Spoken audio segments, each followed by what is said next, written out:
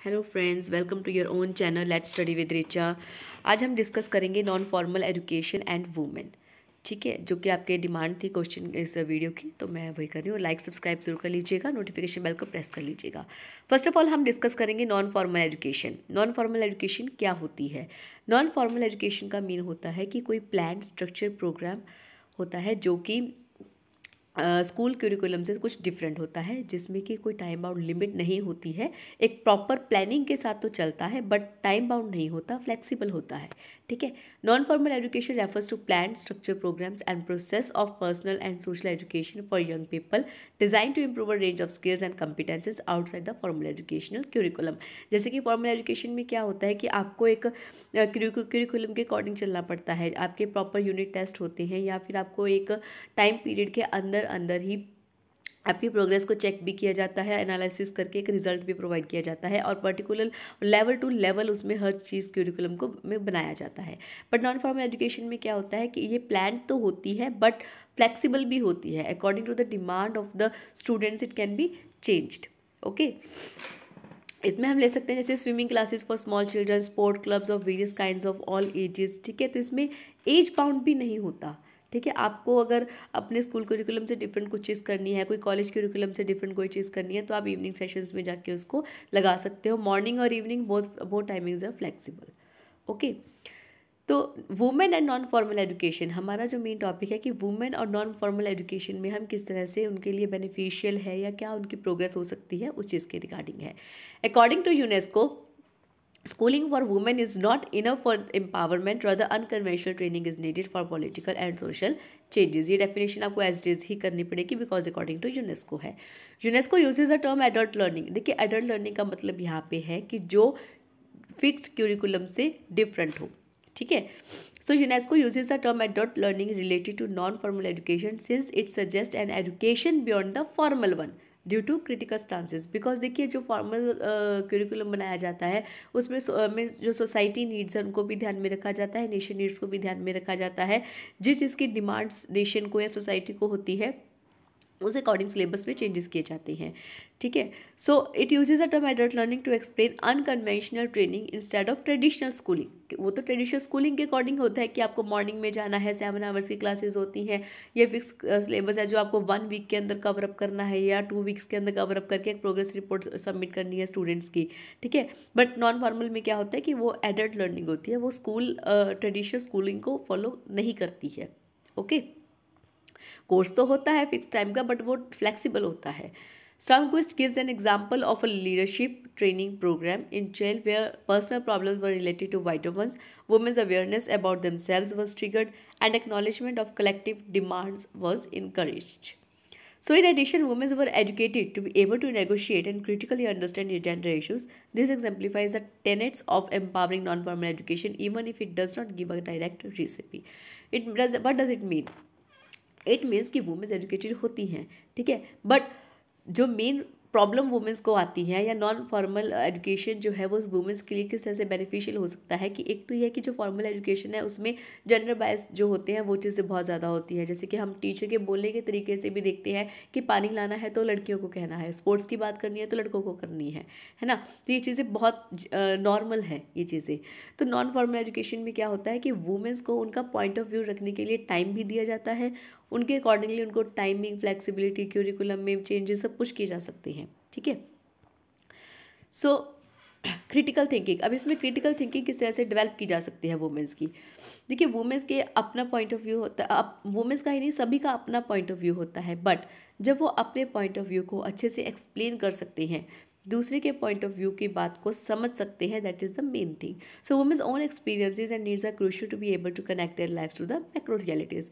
If women learn social realities and the reasons behind them through taking into account their own lives, then their experience will be more meaningful to see the picture।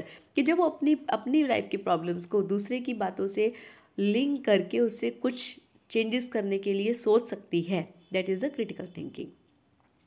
Women's experience and needs can be heard through their participation. अब देखिए, कोई person अगर participate ही नहीं करेगा, participation कैसे हो सकती है?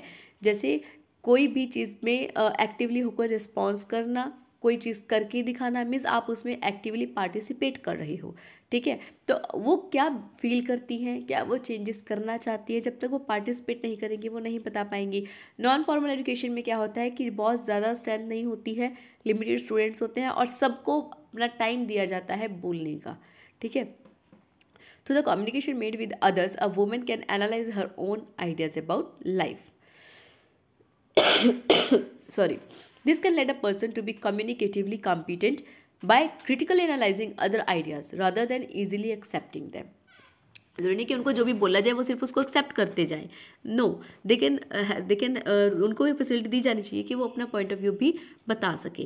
This is offered here as a skill for transformation which is gain through discussion and communication with others and by being able to make criticism on oneself and others. So has for participation can trigger one's critical thinking. तो ये women's के लिए भी और mains के लिए भी, ठीक है। ICT usage in non formal education and women, that is the main topic. देखिए अब जो भी कॉम्पिटिटिव एग्जाम्स होते हैं, है ना, आपने देखा होगा कि ICT का टॉपिक जो है वो डाला ही डाला जाता है, चाहे 10 मार्क्स का हो 15 मार्क्स का हो। ICT क्या होता है? इंफॉर्मेशन एंड कम्युनिकेशन टेक्नोलॉजी, ठीक है।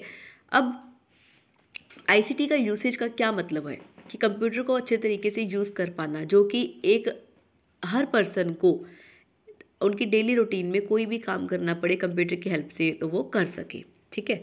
So ICT should be implemented to the consideration of obstacles to women's evaluation of their own needs, कि वो अपनी प्रॉब्लम्स को खुद सॉल्व कर सके, अपनी थिंकिंग को डेवलप कर सके, और उनको कहीं से भी हेल्प की ज़रूरत पड़ती है, उनको नहीं मिल पाती है तो वो कंप्यूटर पे सर्च कर सके कि किस तरह से उनको अपनी प्रॉब्लम को सॉल्व करना है, ठीक है। चाहे वो किसी बैंक में अकाउंट खोलना हो, या कोई नया बिजनेस स्टार्ट करना हो, या कोई स्टडी रिलेटेड प्रॉब्लम हो, कोई कॉरेस्पॉन्डेंस उन्होंने स्टडी करनी हो, हर चीज़ का सोल्यूशन उनको कंप्यूटर पे मिल सके। Hossain and Beresford suggest a plan for ICT programs that takes into account the gender issues that puts women in a subordinative position. They state that through ICTs, women can be able to participate in social networks with women from all over the world. जैसे कि internet की use करके वो लोग Google meet पे join कर सकते हैं, सोशल नेटवर्क्स को अपने एक्सपैंड कर सकते हैं, अपने लिए नई अपॉर्चुनिटीज़ को क्रिएट कर सकती हैं, right? Through usage of ICT, women are able to preserve their private information and are able to feel more free away from the male dominance. ICT can widen women's area of action and point to problems easier than before, कि computer पे उनको किसी भी point पे कहीं पर भी help चाहिए तो वो गूगल में सर्च करके अपने सॉल्यूशंस को ढूंढ सकती है। बट यहाँ पे मेन प्रॉब्लम क्या होती है? ICT की नॉलेज, कंप्यूटर की नॉलेज, उनको कंप्यूटर को यूज़ करना आना चाहिए, ठीक है। तो वो चीज़ें नॉन फॉर्मल एजुकेशन में उसको इंक्लूड किया जा सकता है, और बेटर उनको सर्टिफिकेशन कोर्सेज भी प्रोवाइड करवाए जा सकते हैं। So types of normal programmes, देखिए ये कुछ ऐसे मैंने स्लाइड्स ऐड की है जो कि आपको अकॉर्डिंग टू द क्वेश्चंस ही अपने क्वेश्चंस या फिर मार्क्स के अकॉर्डिंग आपको अपने कंसेप्ट के अंदर इनको इंक्लूड करना है, ठीक है।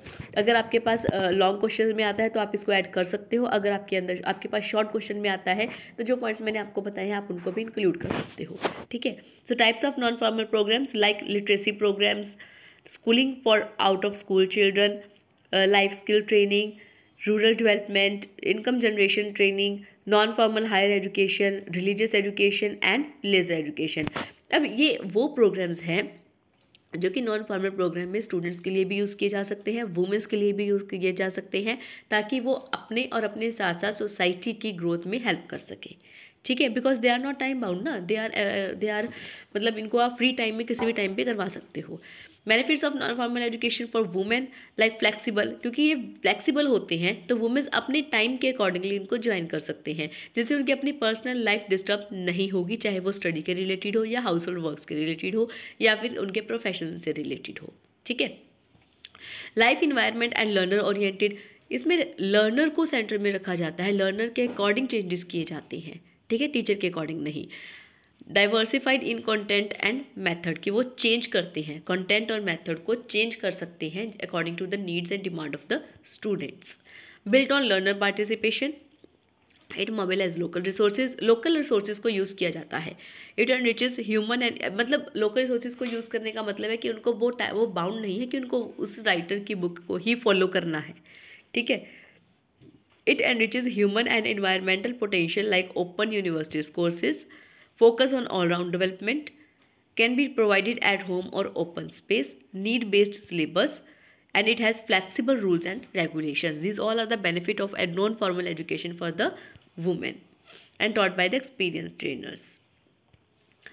So this was my session. I hope you liked it and your problem of non-formal education and women is solved. And please make notes according after listening my video properly. Okay, कुछ points ऐसे होते हैं जिसको हम right नहीं कर सकते during the presentation, वो हमारे ध्यान में आते हैं, तो आप प्लीज़ उनको अपनी कॉपी पे नोट डाउन जरूर कर लीजिएगा.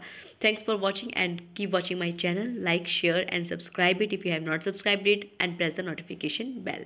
Thank you so much.